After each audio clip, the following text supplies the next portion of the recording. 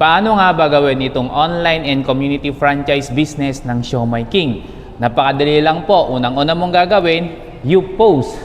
Magpo-post ka ng mga pictures and videos na provided na ng kumpanya. Hindi mo na rin kailangan mag-isip ng caption kasi provided na rin po ng kumpanya.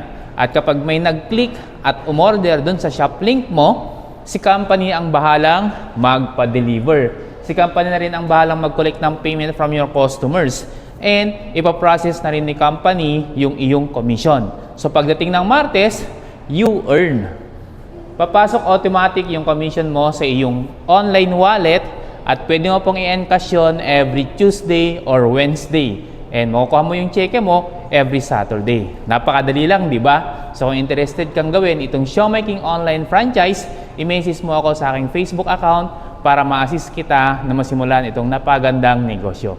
See you in my inbox.